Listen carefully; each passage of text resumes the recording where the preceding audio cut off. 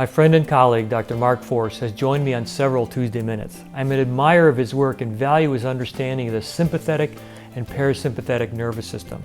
During this interview, Dr. Force shares some very interesting perspectives about breathing and how breathing affects the autonomic nervous system. Here's part 3 with Dr. Mark Force.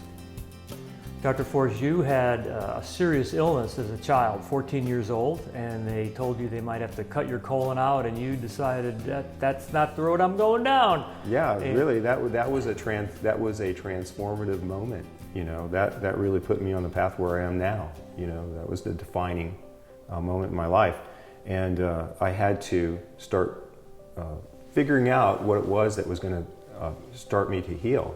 And a big part of that was breathing, actually. I discovered that I was a mouth breather and a shallow breather, which is something that you find real commonly in people that are chronically ill.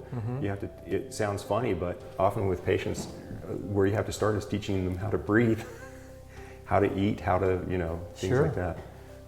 So I had to train myself to breathe through my nose, and breathing, nasal breathing is incredibly important.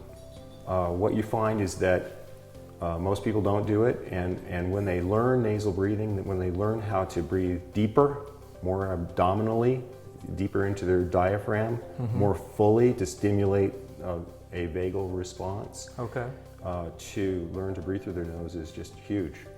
Nasal breathing has a cycle to it. At about a 2.5 hour interval, the volume of air shifts from one nostril to the other nostril in terms of the greater volume of air. That's controlled by sympathetic ganglia and the cervical sympathetic ganglia. Stimulate that. And so as you get greater volume of air coming in through one nostril, it stimulates one side of the brain more than the other, and it has a modulating effect on the limbic system. So it turns out to be really important since the limbic system is so closely connected to how the autonomic nervous system functions, it has a huge role in regulating that. So we were talking earlier about ways to stimulate or support the parasympathetic nervous system, and this is a key thing that you use. Very important to teach people how to breathe. So do you just like close one nostril and suck up a count of 4 and then switch to the other, or how do you do it? Yeah, so it turns out that alternate nostril breathing from yoga is really true. Everything that they said about it as far as the benefits are true. And so yes, you can teach people to occlude one nostril, breathe in deeply, and then include the other nostril, breathe out all the way, and then breathe in all the way in, and then out. So that would be one cycle. So you think in terms of deep, evenly paced breathing, and it doesn't take but a few cycles before people start to feel the relaxation from that. So would you have people do, let's say, 5 cycles 3 times a day, or what would be your recommendation? Well, it takes people about 10 minutes or so to get down to deeper levels of relaxation with that, and to ingrain that, because really what you're doing is you're ingraining that state, that higher sympathetic, that higher parasympathetic state, that parasympathetic tone.